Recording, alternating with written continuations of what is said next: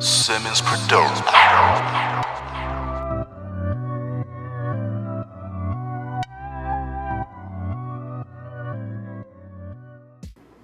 What's good with the people? It's your boy Simmons. It's your boy Dane. And it's Don't Shoot the Messenger podcast. Bang, bang, bang, bang. And we back at it again, another episode. Make sure you like, subscribe, and share. Tell your people about us. We just here to share the game, the big homies that y'all need for the streets, with the wisdom and the knowledge and information that might help you level up. Yeah. And we deliver it in a way that you can understand it if you come from where we come from. And we touch on a whole lot of different things, from books to social situations, growth, finances. So there's a lot of stuff we touching on. So we back at it. How you feeling today? I'm feeling good, brother. Can't complain. Yeah, Got some decent news at work, so I don't want to jinx it, nothing. So I'm gonna sit on it for a second, but Okay. I got some solid news. Okay. This is the year of the level up. The year of the level up. Yeah. So shit. I guess we can just hop right into it. Yeah. That J. Cole. Yeah. Jermaine Cole. Hey, DeVille is back. a breath of fresh air. That J. Cole. Yeah. A breath of fresh air. That brother bars. It was needed. It was needed. That was something that was definitely needed for the culture. It's not too many artists nowadays that put out some real thought-provoking bodies of work, let alone bars. Yeah.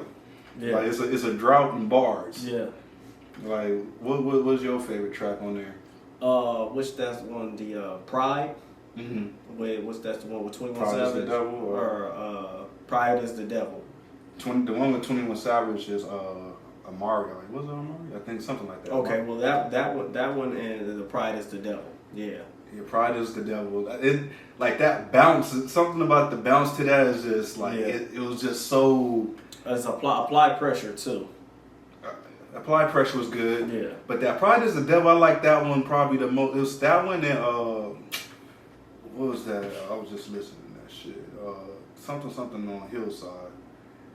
What was that? Hunger on Hillside. Mm-hmm. Something I like that one like it. But Pride is the Devil is probably my favorite. Yeah. Because he's so in the pocket, the groove of the beat, like it's just so cohesive. It's just like it was just like a perfect song. Right. Like just the melody, the guitar, like maybe getting my producer bag. Yeah. So maybe give my producer bag. But J. Cole album, that was some flight. Long awaited. He took like 2-3 years. Well, I feel like it wasn't that bad because we had the Revenge of the Dreamville. Mm-hmm. So you were getting bars and you were getting quality music from him. But the last time, what was it? Forest Hill was his last album. No. It was the I got it right here. Let me pull that up. KOD is hard. 2018. I still really like KOD, man. Yeah, I fuck with that one. Forest Hill Drive was cool. Yeah. People. It was more personal. It was a personal album. Yeah, people put it on a higher level than I personally do. Yeah. But it was cool. It wasn't bad. The album after that, I wasn't really fucking with at all, to be honest. Mm-hmm. Like it was like decent, but that J. Cole, he really applying pressure out here in the streets. Yeah. But transitioning, like we ain't gonna stay too long on that. Yeah. Shouts out to J. Cole though, that's fire, bro. Shout out, he out there living his dreams. Well, now he's coming back to the States as far as hooping. Yeah. But he's an inspiration because he's out here showing us how to live. Bucket list dreams, going out and reaching goals and all of that stuff. And the album he handled his business. His foundation of what he does, he handled his business and he went out there and he enjoyed himself. You know what I'm saying? So shouts out to J. Cole. He's the Percy Miller of our generation. Yeah. Because if anybody knows, in a lot of things. Yeah, if anybody knows Master P, he was playing in the NBA for a little bit. So man, like chase your dreams. Don't ever think it's too late. Don't let nobody tell you that you can't achieve it. Like, you gotta live your truth. You can't. They ain't gonna live it for you. You gotta live with the regret if you don't even try. That part. You feel me? But transitioning. What was the next topic? Because my mind is foggy. I've been busy lately. It's a lot of things going on in the world, right? And so I wanted to touch on your thoughts of the Asian hate bill being passed within a year of hate crimes being spiked because of the rhetoric from Donald Trump, and how the Asian community started being attacked and realistically so. They needed to be represented properly because the things that were happening were, unjust and unfair, right? But not to take away from them being treated equally and treated properly. The issue that I have is that it took a year for them to be mistreated before the U.S. government decided to intervene. I think they believe they gave them $50 million, and they passed this law. $50 million for $50 million just towards creating some type of protection plan for them and all of that. And you're talking about black people. I want to know what exactly they're gonna do with the $50 million. Like, I don't know. I don't know if they're creating a task force. I don't know if they're creating a department where it's like but they're going after. It's a felony now. Anything that is considered a hate crime against the Asian community is now being looked at as a felony. Where I believe that hate crimes for us might be a misdemeanor. I would have to look into that. I don't know if that's 100% accurate. Didn't it just now, only in recent times, as far as hate crimes towards black people, that just became a thing. It just became a thing, but our bills are still sitting on the Congress floor to be voted on. Theirs was pushed through and signed by the President of the United States just last week or 2 weeks ago. It's like, I'm not laughing because it's funny. I'm laughing because it's just foolishness. Yeah. So, like you said, they very well deserve to be protected. Yeah. We're not taking nothing away from that.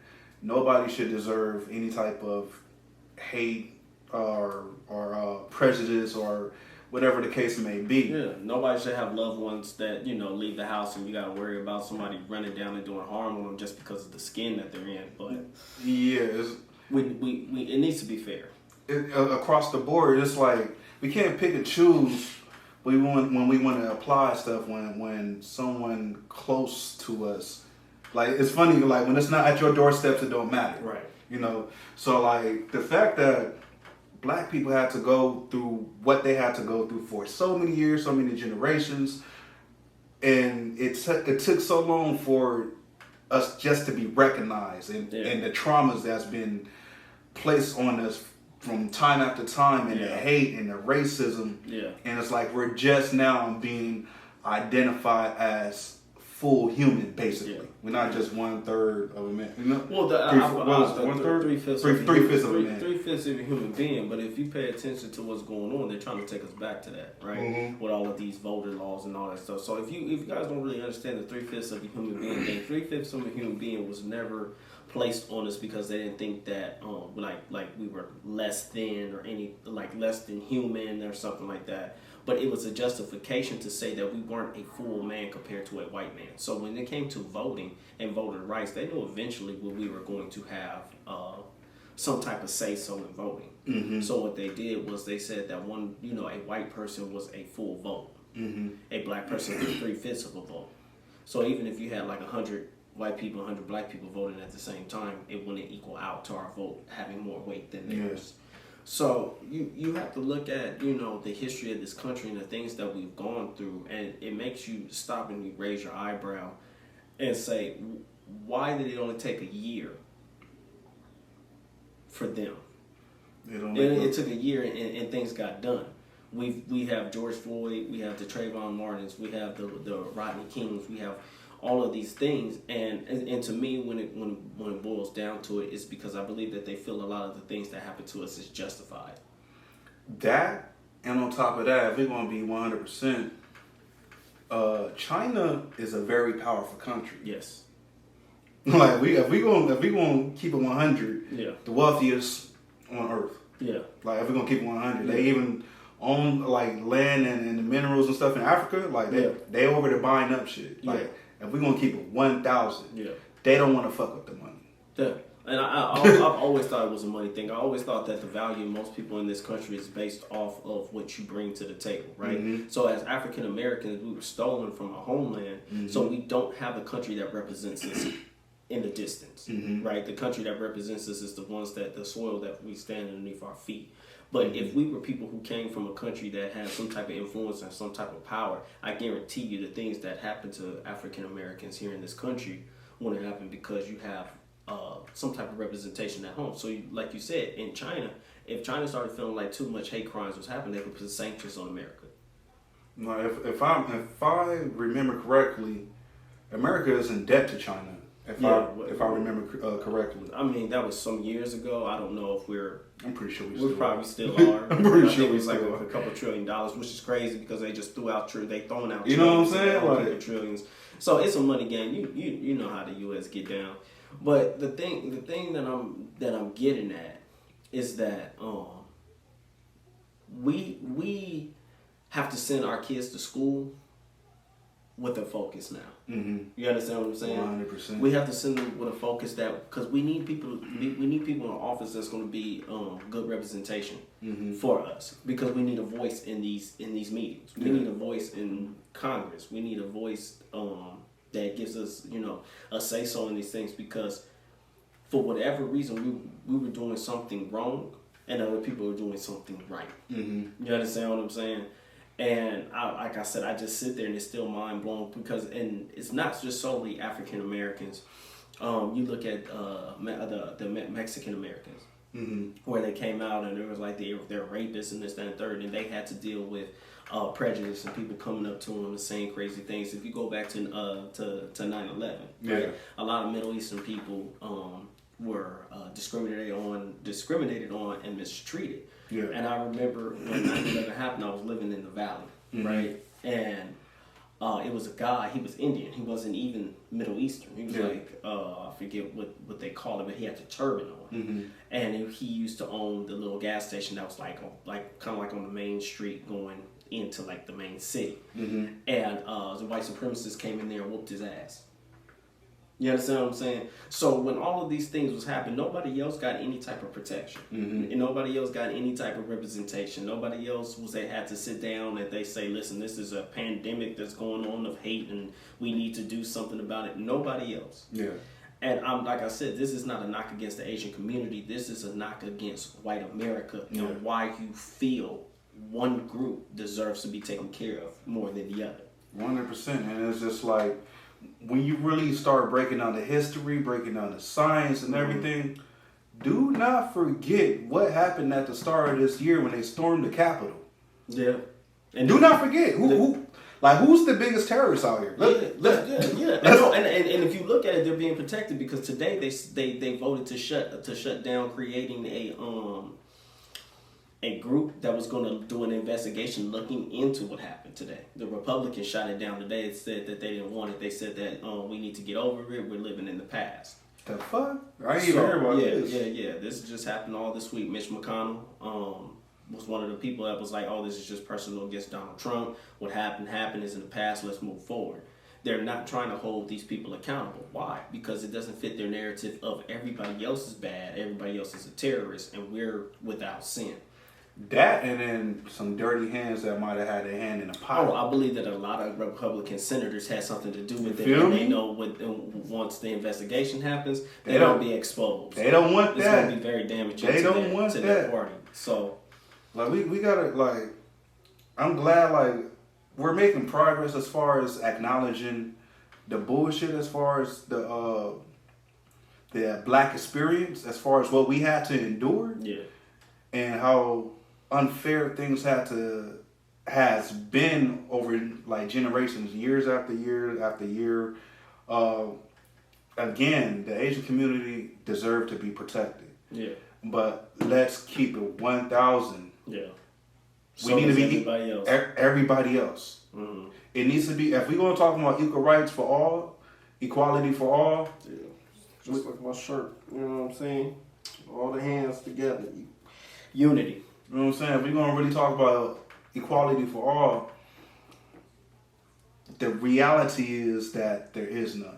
100%. It's really like touch and go. Like it's a theory. In America, unity and equality is a theory. It's not something that actually exists. You know, and if we want to get to a point where everybody is treated properly, I mean, this will make me go off on a tangent that could last like an hour of me just speaking, because it speaks to the caste system of the United States of America, right? And if you know what the caste, when I'm talking about caste system, I'm talking about a social hierarchy of America, right? They say that racism and casteism are so close in nature that when you see it, you don't know what you're looking at, right? But casteism is actually worse than racism, because casteism is people staying in their place, right? So when somebody say, you don't belong in this neighborhood, that's casteism, right? Because there's nothing about you that doesn't mean that you should stay there. But there's people who will kill you to keep the comfort of their zone, their world, from how they grew up as kids, right? So the casteism of you staying in your place. You understand what I'm saying? So we're dealing with a caste system in America where if you become equal, then you may go to your kids might go to my school. Yeah. My daughter might start dating your daughter. This white woman might fall in love with this black man, and they don't want to see this. Yeah. Right? That has always been the number one fear of them, is the mixing of blood, the tainting, the pollution of their blood. So I'm jumping into some deeper stuff that we probably could talk about on another don't podcast. Shoot the Messenger podcast. But we giving y'all all the hard pills that y'all don't want to swallow. Yeah, you know, pause. Because 100% of what you're looking at is a caste system. Yeah. So the Asian community within the caste system of America is actually seen as a little bit better than we are. Yeah. Right? So they want these people are business owners, right? A lot of them come to our communities and they create businesses and they create that, and when you create business and all that, you're paying taxes and all that, so you're feeding into our economy. Yeah. So you're saying that if these people are people who are bringing money and they're generating money, which is making the government money, we don't want to alienate these people to where they feel like they're not welcomed here. So now when you look at the black community, we don't own anything. We're buyers. We're not sellers. Yeah. Right? So what is the benefit of protecting a black man? What's the benefit of protecting a black woman? There's no benefit. So as soon as there becomes a benefit to protecting a certain group, that's why I say group economics is important. 100%. Because once our money starts to talk, then we get a seat at the table. Then those type of bills happen. But like I said, that starts with us. That cleans our backyard, creating unity amongst ourselves, understanding, supporting black business doesn't mean that, I just create a business out my ass and steal your money. Yeah. You understand what I'm saying? Like I can keep going on forever and ever, but you know what I'm saying. That's, to me, is the root of it. It goes back to what you were saying as far as sending our kids to school with a purpose. Yeah. Like, we really have to be intentional. Like, if we're going to be quite frank about the situation, a lot of times when you see Asian kids, Middle Eastern kids, even African kids, like, their parents, like, they send them like with a purpose, like be a doctor, be a lawyer, like real intentional about making planting their feet in this economy and making a way so that their family and their legacy can be okay. And you also have to look at the people that you name, right? These are people who look at America from the outside in, 100%. Not from the inside out, 100%. Right? So we look at America from the inside out, and we look at America from the inside out. They willingly keep our people ignorant, right? That's why a lot of information that you can use for your life, you have to purposely go out and search for it yourself. Yeah. You're not going to learn it in school. You're not going to learn how to be an entrepreneur. They're not going to put that on you. I was talking to a female this week, and she was saying that she wanted to go back to school. She congratulated me on finishing school, to say she wanted to go back to school. She didn't know what she wanted to do, what degree to agree to get in. She said she wanted to get it in business, right? And she's a photographer, same way you're a photographer. And she was like, well, I basically don't need to go to school because I'm doing good with this, that, and third. And I told her, cool. She was like, but I would like to get a business degree. And I told her, I said, I'm going to keep it all the way 100 with you. When I got my bachelor's in business administration, not one time in business before I even went to the university at the JC, when they talked about like the intro to business and this, that, and third, it was never how to create a business as an entrepreneur. It was never the mindset of the intricate ways of business is going. No, it's the ethics of business. How do you operate within business ethically? You understand what I'm saying? So if you think about it, most of these businesses now are not startups from the ground. Yeah. So if you get like a business administration position, you're in an organization that's already a well-oiled machine. So you just got to keep the ethics of that company, to keep the name of that brand going, so that product or that service that's being sold 100%. continues to thrive. 100%. So the point that I'm making is that we're not taught to be entrepreneurs. We're taught to run the business. We're taught to operate the business. Now, when you look at people from that look at America from the outside in, these people look at America as the American dream, the opportunity. If I could get there and just get a store selling this product, if I can get there and do this and create this, I can take money back to my family. So a lot of times when these foreign people send their kids to school, they send them to school with a purpose. Why? Because there's a lot more people riding on that one individual becoming successful here than us living within the country. So that's why I say I think we need to start looking at the country from the outside in and start looking at the potential that this country can offer us, because it's there. We're just not taught to see it. Yeah. So like, okay, there's a couple things I want to touch on that you mentioned. So sending kids in with a purpose. So like a lot of times to be honest, like America isn't in the business to create business owners. They're in the business to create workers. They want to keep the economy going. Yeah. They don't want everybody to rise to the top. It has to be a caste system. It has to be a social hierarchy. They want to protect their position. So instead of teaching you stuff like financial literacy and things that's really like useful in school, they tell you all this fluff. What's this shit called? My mind is running real slow today.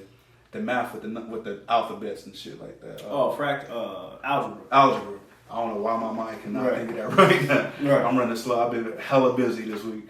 But like, there's a lot of stuff that they teach us that's pointless, depending on a particular set of skills. Yeah. Like, it's applicable, but for the most part, 90%, it's like it's not going to be useful to 90%. Yeah. So, like, for example, like my son, he's 14. He says he wants to work during the summer. Right. I was like, okay, cool. And so I was like, what you want to do? He didn't really know what he wanted to do. I was like, I have a suggestion. Why don't you wash cars? Yeah. Is you already did, because he can either go get a job somewhere. Yeah.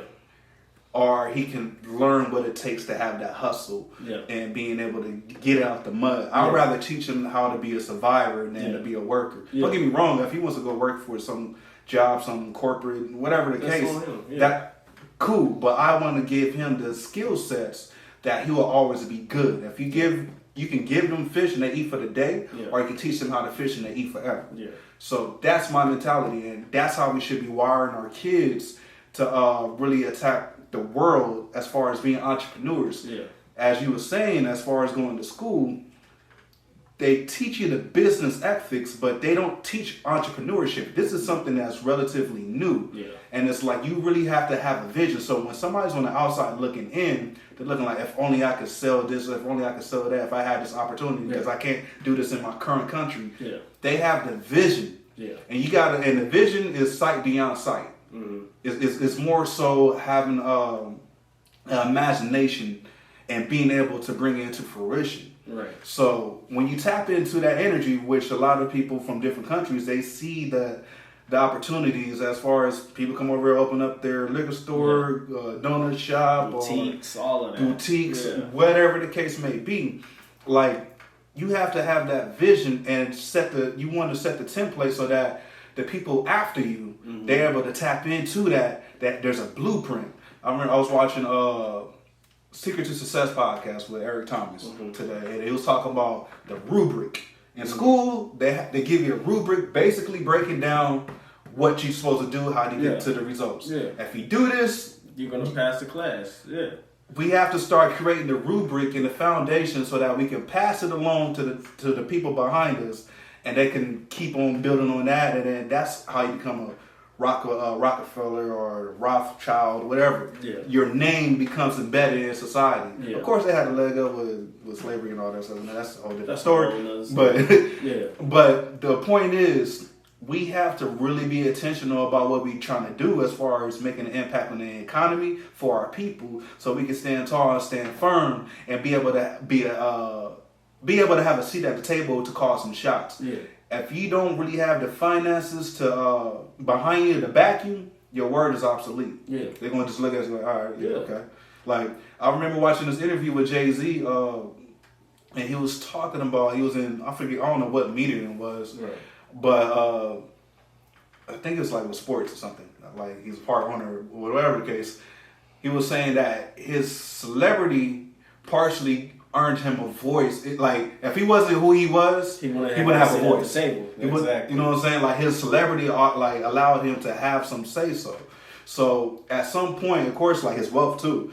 At some point, like, you have to build yourself up to a level, both as far as finances and reputation, that when they mention your name, you have credibility behind it. You feel me? Pardon me, it's a little hot up in here, low key.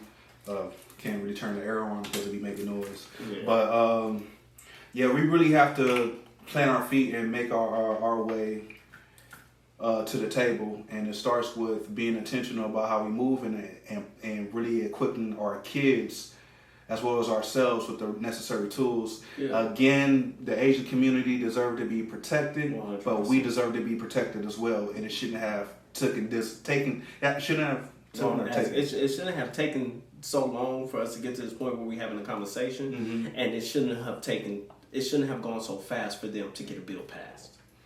I wouldn't say it shouldn't have went so fast, but it definitely shouldn't taken us so long. Yeah, to even get a conversation. Because everybody should, like, stuff like that. It should be rapid. It should just be automatic. Yeah, and I get that, right? But I feel like part of the problem is the black community. We are quick to forgive without holding accountability. Yeah.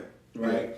Yeah. And the reason why I say that is that I don't know if you guys remember the story of Amy Cooper. She was the girl, the white woman that was in Central Park walking her dog without a leash, and it was a brother. I think his name was Christian Cooper. I don't think, no relations between the two of them. He was bird watching, and he asked her to put her dog on a leash. She got offended that he asked her to put a dog on a leash, so she called the police and act as if she was distressed, as if this man was attacking her. Yeah. Right? Weaponizing the police against this black man who could have potentially gotten him killed. Right? So, long story short, the black man said that, the public humiliation was good enough, so he didn't want to press charges. He was like, it is what it is. She made a mistake. Blah, blah, with the woo. Just this week or last week, Amy Cooper she was fired from her job. Franklin Templeton, shouts out to them because I have investments with y'all and y'all did the right things. Franklin Templeton fired her immediately. They said that when they did their investigation, they believed that it was racist, right? Yeah. And they said that that's not what they want representing their organization. Yeah.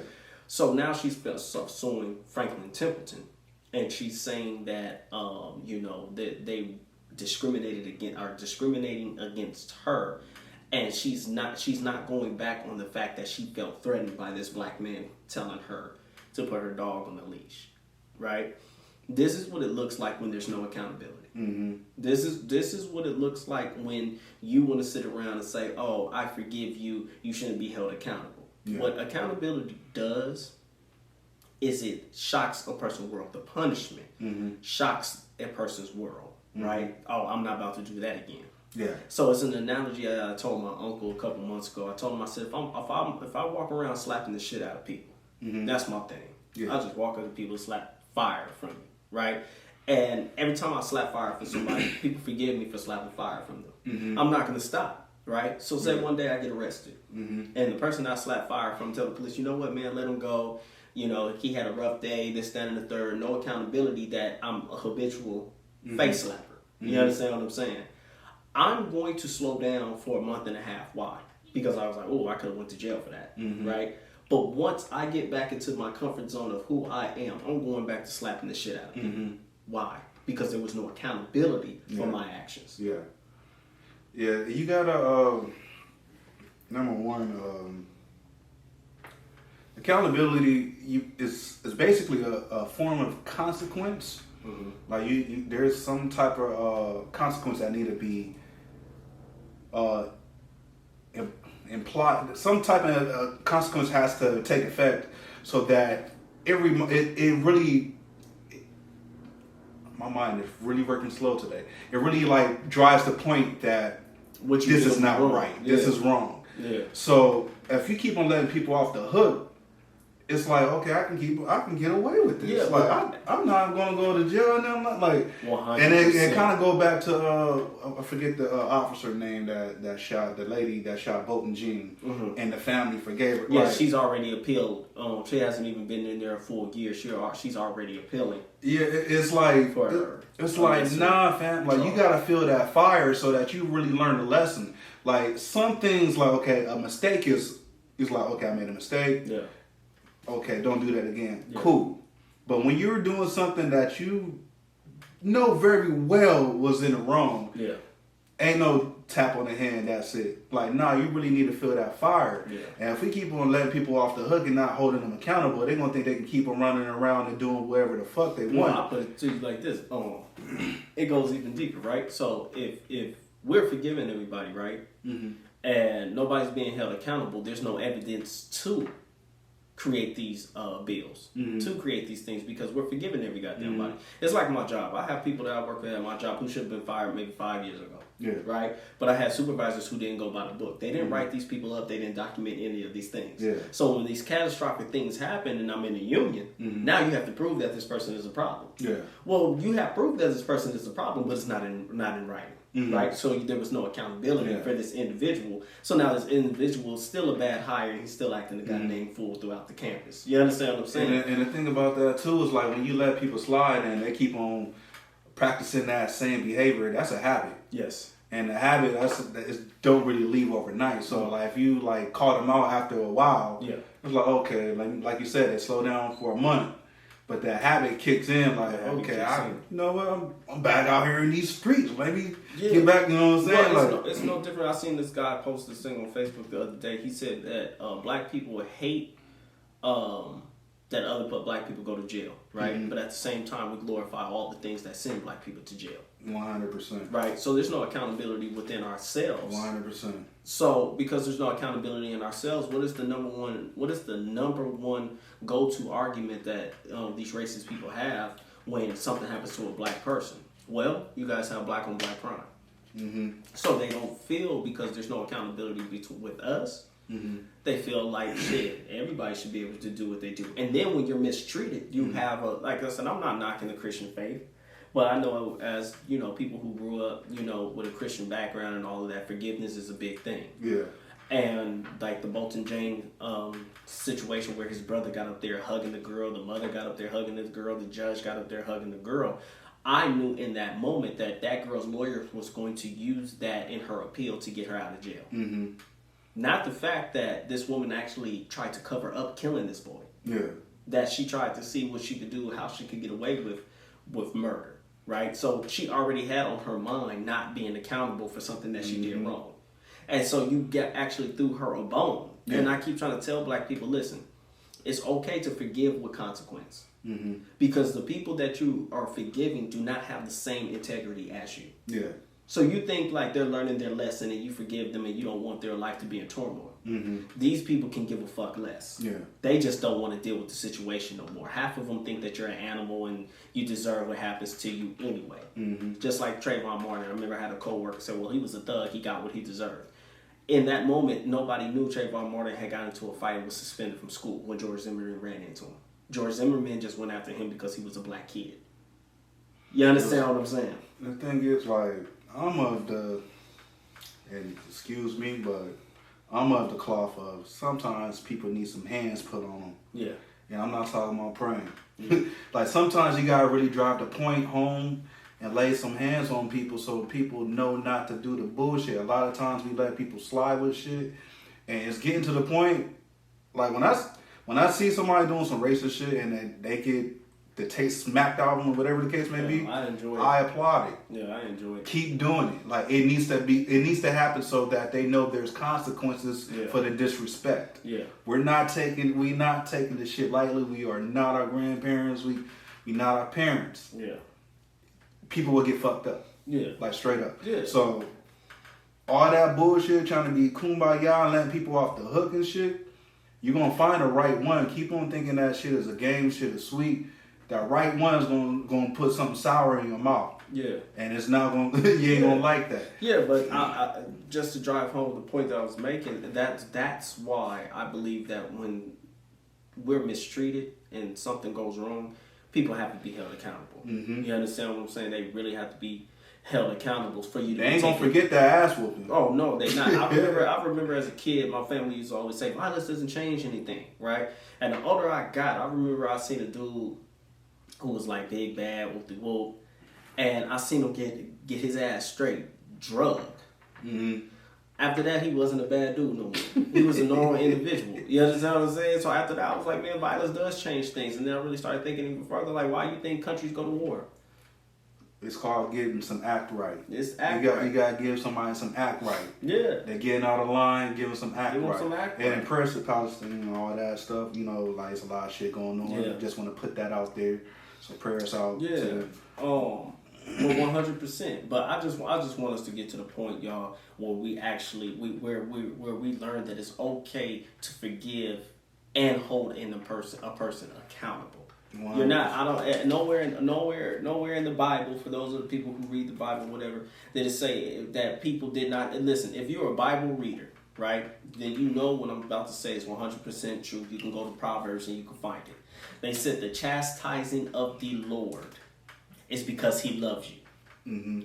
Chastising means to reprimand an individual for something that they did. Mm-hmm. Hold them accountable for what they did, right? So why would we live on the page of forgiveness without accountability? Yeah. And why would you think that it's a beautiful thing to be able to forgive somebody and not hold them accountable? Because I keep going back to they do not share the same beliefs and integrity as you. Yeah. Long story short, you know right from wrong. There's a difference between a mistake and just being stupid and doing foolishness. For real. Like we don't think that you're gonna get off the hook for foolishness. Right. Like be accountable about your actions. 100%. As far as accountability, this man been in the public eye a lot lately. A lot of shit going on with this man here. I can't believe it. This, I mean, I can believe it. It's still mind blowing to think that there's a person that operates like in this space, lives in this space, built a home in this space. it's crazy that how time, like you could build something with your people and just like that it just starts falling apart. Yeah. If you don't know by now, we're talking about Joe Budden. Didn't really want to touch on this too much, but I'm like, fuck it, we here. I don't want to touch on Joe Budden, right? Yeah. I want to touch on loyalty, Yeah. right? Yeah. And the foundation of loyalty and how loyalty is supposed to come across and what loyalty is supposed to be, right? Mm-hmm.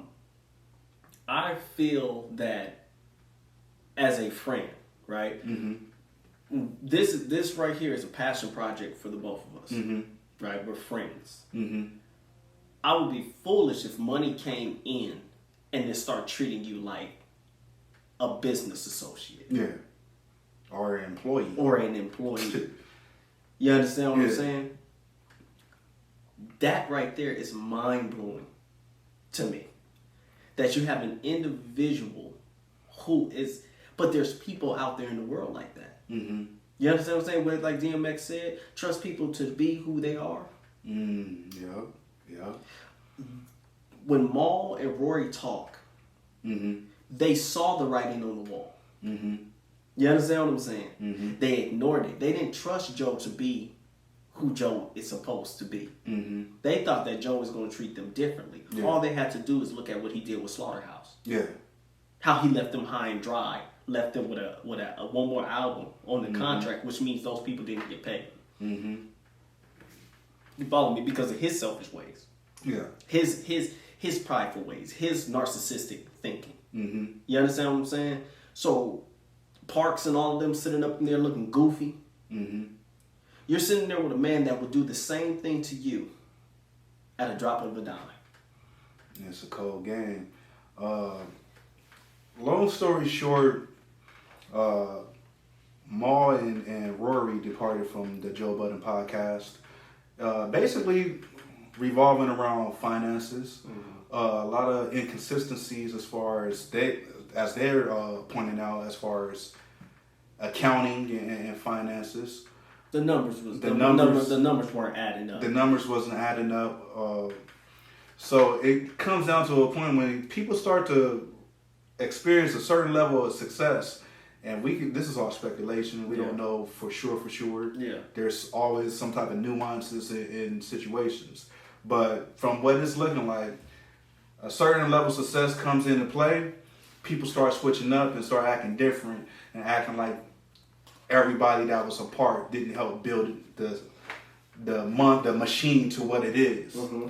And as much as Joe Budden preaches about the industry and doing the artist and the creator, doing right by the artist and the creator, it didn't come off as he did right by Mal and Rory. Right. So when it comes to loyalty, you gotta really pay attention to who you're dealing with. Pay attention to, because the signs is always there. It's always on the wall. It's always written on the wall. Yeah. But you have to be aware of it. Because a lot of times, we'll write shit off just because that's the homie. It was like, nah, he gonna do right. He gonna do right by me. He gonna do right. He gonna look out. He gonna look out. A lot of times, say in the streets, as far as niggas banging and shit. Mm-hmm. A lot of times, niggas be out in the streets heavy, and then when niggas get shot or niggas got FaceTime, niggas is nowhere to be found. Yeah. Your girl's the one that's holding you down more than your niggas. You know what I'm saying? So it's just you really have to be mindful about the individuals that you go into business with. Yeah. If you know this is going towards a business situation, bust that paperwork out. I don't give a fuck. Business 101. This is the first thing I learned in school. Business 101. Never do business with friends or family without a specific contract. 100%. You gotta bust that paper out because once money come, shit's gonna change up, and you're gonna see the real character of some of the individuals that you're doing business with. And the crazy thing about it is, I don't want to get into their stuff because I don't know their stuff too personal. But just listening to their rebuttal show that they had, it was a percentage based contract that they had. So the truth of the matter is they just needed to know how much money was coming in to make sure that they actually were getting their proper percentage. Mm-hmm. Even if it was 5%. Yeah. Well, 5% of $1 million, I need that. Yeah. You understand what I'm saying? And Joe was hiding that because Joe knows that he was actually making more than what he was letting them know he was making more of. You understand what I'm saying? So the truth of the matter is it's disappointing to see, but the thing is, it's a reassurance that these type of people are in the world. Yeah, loyalty. I just swaying away from the whole Joe Budden situation. You really gotta choose your friends wisely and make sure they live by the same principles that you live by, or at least close to it. Certain key principles, you can't waver from. Yeah. There's a some if you into watching midget porn. Cool. If that's your thing, cool. Yeah. I don't have to be into that. Yeah. But what we not about to do is be deadbeat dads. Right. What we not about to do is be stealing from the homies or hitting on the homie girl or whatever the case. You know what I'm saying? But we not about to do all that. Certain key principles you gotta stand on. Yeah. Because if you waver on that, then anybody can come through the back door and gaff you up, and you looking stupid. So it's just stand by your principles and make sure the people around you stand by those. If they don't have no principles, then they liable to do you dirty at any given moment. Yes. So real talk, be aware. Loyalty is really, the word is used so loosely, and a lot of times people don't want to own up to their part when they doing the dirt. Yeah. They would rather throw it off on somebody, but people swear that they real. You know what I'm saying? That they're real niggas and all that shit. But all that fool gazy. I'll tell you right now, man. Like when I was coming up, my big homies taught me a lot, right? mm-hmm. And what I ended up realizing later, and I ended up looking like a fool, was that not everybody lives by the same code. 100%. And when you're actually somebody that live by the code, you're going to end up getting fucked over because a lot of people don't have the integrity to live by the code. Mm-hmm. So Joe Budden supposedly comes from this code of ethics that we live by, right? But that's not the operation that he's in. So I keep going back to him because it's so disappointing, but it's a great example of what people deal with on a day-to-day basis when it comes to loyalty. Yeah. There are things that make when a person is not really loyal to you, situations will show their true colors. 100%. And all of that love, all of that stuff will throw you out the window. Will go out the window, and you'll act like you. I don't know who this person is. No, you knew who the person was, but like DMX said, you didn't trust them to be who they were. 100%. No, so because you didn't trust them to be who they were, you find yourself in these positions. You understand what I'm saying? Because if you look at the situation with Slaughterhouse and how the man just found a loophole to jump out of that contract, you will make a more detailed contract with the individual. You want to do that's a friend contract. That's the type of contract me and you would do. A percentage contract is something we would do. Well shit, if we make 100,000, 50-50. You understand what I'm saying? We'll be cool. What we get, that's what real friends type of contract we would do. Right? A person who's not your friend is going to now hide the numbers. It's now going to be like, okay, well, shit, I'm making 75% of this. You're only making 10% of this, and we just made $100 million. So I'm getting a good bulk of that. Right? But if you don't know that we just made $100 million, I could give you any type of number. We made 10,000. Or they gave us 50,000, or they gave us 100,000 for this. So that means we only get 20,000. Meanwhile, this man is pocketing almost $500,000. Crazy. It's like that saying, when somebody's showing you their true colors, don't try to paint them a different color. Believe them. Believe what they're showing you. Because you're only going to just make yourself look stupid and you set yourself up for a big failure. Like, there's a lot of times there's people operating as wolves in sheep clothing. And you got to be able to spot that, like an undercover cop. You know what I'm saying? So, stop. Like, if you know there's some bullshit that you need to get away from, don't play yourself and keep on holding on to that. Let that go. I believe I wrote that in a post recently. Like there's people out here holding on to shit that they know they gotta let go of, hoping that shit would change. Little do they know God might be right there trying to give you a blessing, put it in your hand, but you're not trying to release your grip from the bullshit that you're holding on to. Pay attention to the signs of the people that you're dealing with. Some people just gotta go, families included. Family included. And I'll be the first to admit that I'm a fool because I've tried to dismiss or make an excuse for individuals, and I've seen their true colors, and I've been fucked over for it. So I'm just telling you firsthand that if you see somebody that's not willing, that looks at you, listen, a telltale sign is you do for something for somebody and they look at you and say, wow, I wouldn't do nothing like that. That individual is letting you know, like, cut them off expeditiously. They gotta go. They letting you know that they don't share your values. Certain values like you just can't waver from. Like, it's either you, and some people like you don't deal with the same. Some people like understand the difference between a friend and an associate. And operate accordingly. A lot of times people don't realize that they're in an associate position. And it's okay to have associates. Like, you might not kick it with this person all the time. You might not see them all the time. When you see them as love, you dap them up and blah, blah, blah. 10, I keep my street niggas. You know what I'm saying? I keep my weed niggas. Like, you gotta understand the position and understand your position. If you don't understand your position, you setting yourself up for failure. You can't be mad at nobody but yourself because you try to get outside of your role. Play your role. So if you dealing with individuals and you treat them as a friend, and you showing up to any type of engagement, supporting them and blah, blah, blah. But when it's time for you to do something, they don't show up. They always gone missing in Yeah. action and all that, that should tell you something. You know Yeah. what I'm saying? Like, don't think everybody's your friend. Some people is just associates. Some people are just like, what's up? Like, Yeah. you cool, you good person. I'm like, Yeah. you know, I don't know you like that. Yeah. Like, and deal with them accordingly. Yeah. No, 100%. Loyalty is a treasure. Ah, one. When you find it, and hold on to it, because there are people out here who have no one to rely on. 100%. Nobody to fall back on, no head to lean on, no shoulder to cry on. And you have to understand that just because you run into people who aren't loyal, don't let the experience of dealing with a unloyal person damage you. Mm-hmm. Because it can feel like a personal attack. 100%. But it has nothing to do with that. They just lack character. Mm-hmm. Their integrity is low. Yeah. So, you know, I mean, to wrap it up or to close it up tight, you know what I'm saying? Have a standard. It looks crazy.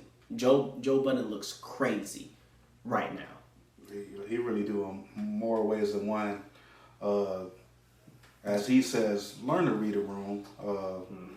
If he can't read a room, then what are you doing? Like, he got himself in the situation with Maul and Rory and one of his ex-employees as far as Sexual harassment. So, yeah, it's like, bro, like, like anybody that's operating in a place of business, act like so. If you don't really have a relationship with certain individuals and you trying to joke a certain way, like, you gotta make sure like they're comfortable with how you talking to them. Yeah. Like, you can't just be talking any kind of way. Yeah. Like, jokes or not, whatever the case.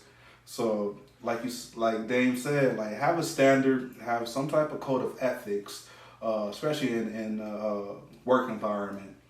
Don't just be out here doing the bullshit and thinking anything just will fly just because you are who you are. No. Integrity never leaves. I don't care how important you are, how unimportant you are. Integrity is the same from the floor to the top. It really is. Anybody's capable of getting the beat down. So understand that. You know. Everybody is capable of getting the beat down for talking Right. crazy or disrespect. Right.